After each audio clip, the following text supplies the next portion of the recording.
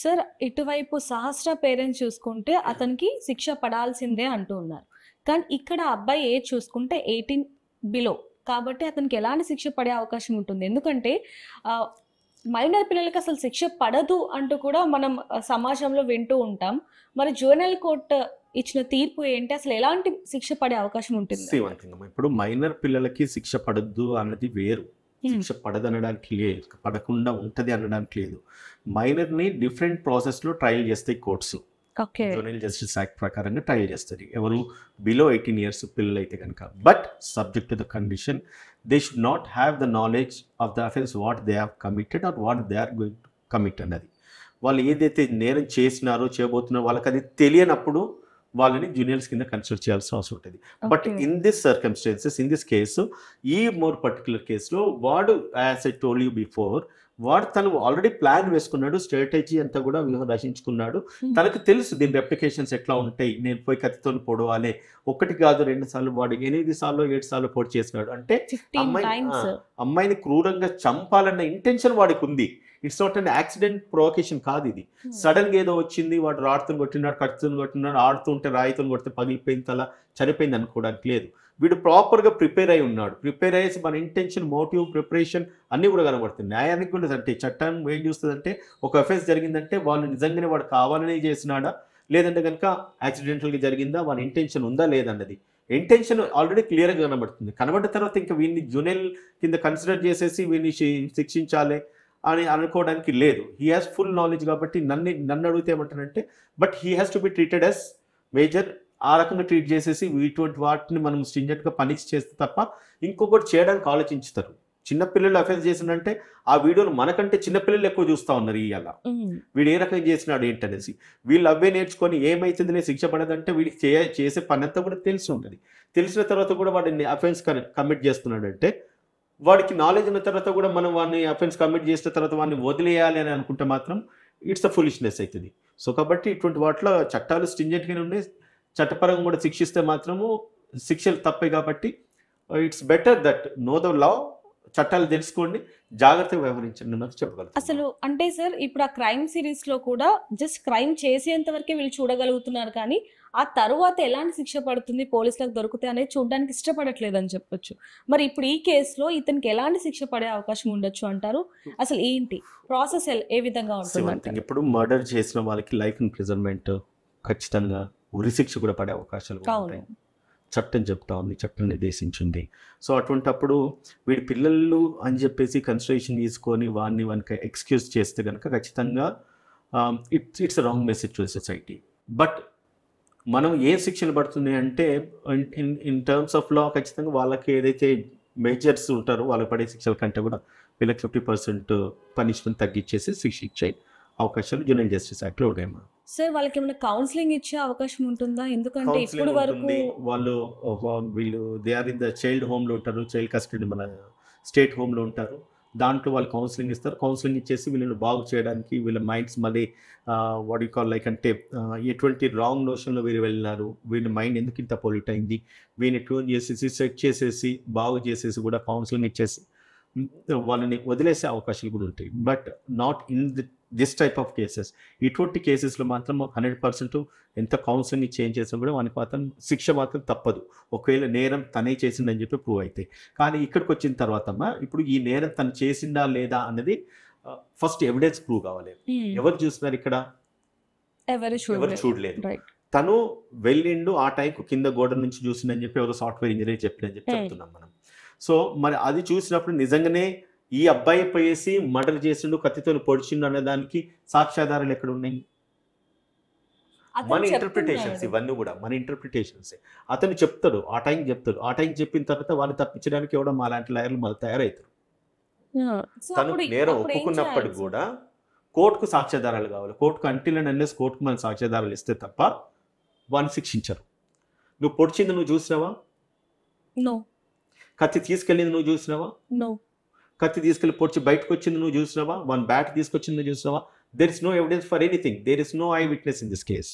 So అటువంటిప్పుడు వీడికి శిక్ష పడుతుందన్న గ్యారంటీ ఎక్కడ ఉంది చెప్పండి? మంచి లీడింగ్ అడ్వకేట్లు పెట్టుకుంటారు, శిక్ష తప్పించుకుంటారు. విక్టిమ్స్ ఎవరు? పిల్లలు కోల్పోయిన తల్లిదండ్రులు. తల్లిదండ్రులు. దాన్ని ఎవిడెన్స్ ప్రాపర్గా లీడ్ చేయాలి అండ్ సర్కమ్స్టెన్షియల్ ఎవిడెన్సెస్ ఏవైతే మ్యాచ్ చేసుకోవాలి, ప్రాసిక్యూషన్ స్ట్రాంగ్గా డిఫెండ్ చేయాలి, ప్రాసిక్యూట్ చేయాలి, ప్రాసిక్యూట్ చేసిన తర్వాత వాళ్ళకి శిక్ష పడాలి. It takes lot of time. But in the mean time ఏమవుతుంది, వానికి శిక్ష పడేది న్యూస్ బయటకు రాదు, కానీ వాడు చేసిన నేరాన్ని మాత్రము ఇన్ని మీడియా ఛానల్స్లో ప్రొజెక్ట్ చేయడం వల్ల క్రైమ్ రేట్ పెరుగుతుందంటే, క్రైమ్ రేట్స్ అంటే వాడు మీరు అన్నట్లుగా క్రైమ్ వాడు చూస్తున్నాడు, వెబ్ సిరీస్ వాచ్ చేస్తున్నాడు అంటే ఈ న్యూస్ని కూడా చూసే పిల్లలు ఎంతమంది తయారైతా ఉన్నారు. అవును సార్. సో అటువంటి సిచ్యువేషన్స్లో వీళ్ళ మైండ్స్ మారుతాయని మనం అనుకోవడంలో ఛాన్సెస్ వెరీ మినిమం ఉంటాయి. So what ever is that the best possible way what we can do. ఇటువంటి జరిగితే ఖచ్చితంగా చట్టాలు స్ట్రింజెంట్గా పని చేస్తూ ఉన్నాయి. సో కాబట్టి దాంట్లో ఎటువంటి ఎగ్జంప్షన్స్ లేవు. ప్రాసిక్యూషన్, పోలీస్ కూడా విత్ ఇన్ 2 days వాడిని నేరం చేసిన వాడిని పట్టుకున్నారు, వాని మీద ఈరోజు రిమైండ్ చేసిండ్రు, పంపించిండ్రు, కోర్టు ట్రయల్స్ కమింగ్ చేస్తే శిక్షలు పడతాయి. కానీ నేను ఒకటి చెప్తాను ఏంటిదంటే, ఎప్పుడు కూడా prevention is better than cure అంట. ఇప్పుడు ఒక ఇన్సిడెంట్ జరిగింది, దాన్ని 4 రోజులు మనం మాట్లాడుకున్నాము, వదిలేసాము, అయిపోయింది. మళ్ళీ ఛానళ్ళకి ఏం కావాలి, కొత్త న్యూస్ కావాలి. ఇట్లా కాదు, ప్రభుత్వాలు ఉన్నాయి కాబట్టి సోషల్ అవేర్నెస్ పెట్టాలి, సైకాలజిస్టులు ఉంటారు, మళ్ళీ దాని తర్వాత చైల్డ్ వెల్ఫేర్ కమిషన్స్ కొన్ని ఉంటాయి, అండ్ దాని తర్వాత స్కూల్స్ ఎడ్యుకేషన్స్లో కూడా స్పెషల్ సెషన్స్ కండక్ట్ చేయాలి. ఇటువంటి క్రైమ్ జరిగితే ఏంటి, దాని పర్యవేక్షణలు ఎట్లా ఉంటాయని చెప్పి తెలియజేయాలి. స్కూల్లో ఒక అవేర్నెస్ ప్రోగ్రామ్స్ పెట్టాలి, అవగాహన సదస్సులు, ఎట్లా మాకులాంటి అడ్వకేట్స్ తీసుకెళ్లేసి క్రైమ్ చేయడం వల్ల ఏంటి, సో దట్ ఏంటంటే ఆ స్కూల్లో ఆ పిల్లలు క్రైమ్ నేరం చేస్తారని కాదు, మెసేజ్ అయితే సమాజంలోకి వెళ్తుంది. అండ్ మీకు లాంటి మీడియా ఛానల్స్ అన్ని కూడా ముందుకు వచ్చేసి ప్రతిసారి అంటే డైలీ ఒక ప్రోగ్రామ్ అని పెట్టండి. చైల్డ్ అవేర్నెస్ ప్రోగ్రామ్స్ ఏంటిది, చైల్డ్ వెల్ఫేర్ ప్రోగ్రామ్స్ ఏంటిది, చైల్డ్ అబ్యూజెస్ ఏంటిది, లేదంటే ఈ మన పోక్సో చట్టాలు ఏంటిది, దీని మీద మనం పూర్తిగా ఎట్లా నిర్మూలన తీసుకురావాలి, ఉమెన్ పై జరుగుతున్న రేప్ కేసెస్ మీద ఎటువంటి ప్రికాషన్స్ తీసుకోవాలి. సో ఏంటంటే మనం ఇచ్చే అవేర్నెస్లలో 100 మంది చూస్తే అట్లీస్ట్ ఒక 2, 3, 4 మారినా కూడా it's a right message to the society. So my suggestion is that. Sir, మనం గతంలో కూడా చాలా వీడియోస్ చేసాం.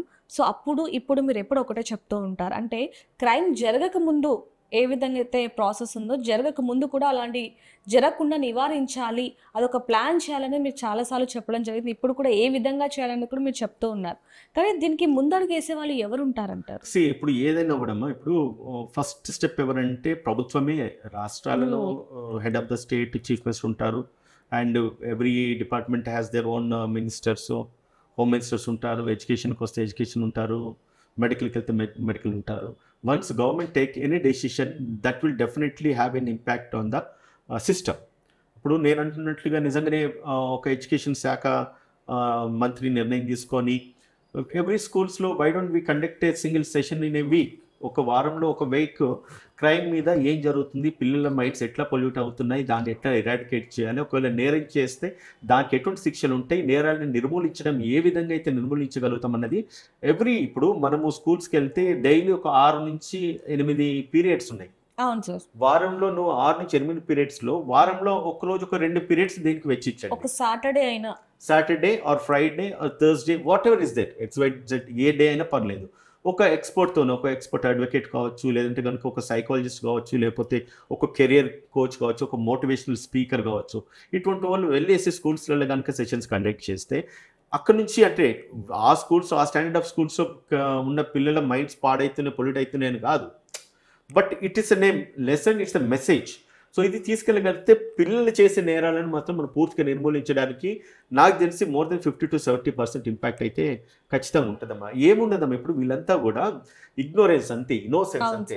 కేవలం ఒక బ్యాట్ గురించి అని చెప్పేసి నువ్వు దొంగతనం చేయాల్సిన నెసెసిటీ ఏమున్నది? ఆ బ్యాట్, ఆ క్షణంలో నీకు ఆ బ్యాట్ లేకపోతే ఏం పోయింది? ఈ రోజు ఏమైంది, వీడిపై ఒక ప్రాణం పోయింది, దాని తర్వాత వీడిపై జైల్లో కూర్చున్నాడు. ఇప్పుడు ఏ తమ్ముడు కోసమో వీడు తెగించేసి ప్రాణాన్ని తెగించేసి బ్యాట్ కావాలని చెప్పేసి దొంగతనానికి పోయిండో, ఇప్పుడు ఆ తమ్ముడికి వీడు అన్న లేకుండా పోతారు కదా. సో ఇటువంటి సిచ్యువేషన్లో ఏం చేయాలంటే it's very important, police department కూడా షుడ్ టేక్ స్ట్రింజెంట్ యాక్షన్. ప్రభుత్వమే తీసుకోవాలి, జియో రావాలని కాదు. మనకు ఏ స్కూల్కి వెళ్ళినా కూడా మా police officers SIO, CIO, concern station house officer, for example Banjara Hills ఈరోజు మనం ఉన్నాము, బంజారాహిల్స్ వేరే స్కూల్స్ ఉన్నాయి, ఒక ఇన్స్పెక్టరు డైలీ పని చేస్తున్నాడు 24 గంటలు వాళ్ళ ఆఫీసర్స్ డ్యూటీ. అదే ఒక ఇన్స్పెక్టర్, ఒక ఎస్ఐ, ఒక లేడీ కానిస్టేబుల్, ఒక 4 తీసుకెళ్ళి ఒక సెషన్ కండక్ట్ చేసి బంజారాహిల్స్ నియర్ బై స్కూల్స్కి తీసుకెళ్ళి ఒక సెషన్ కండక్ట్ చేయమనండి. వారంలో 1, 2, 3 పెట్టమనండి. 24 గంటలు వాళ్ళు లా అండ్ ఆర్డర్ ప్రొటెక్ట్ చేయడానికి డ్యూటీ చేస్తున్నారు కదా. ప్రొటెక్షన్స్లో భాగంగా ఇటువంటి యాక్టివిటీ ఒకటి కండక్ట్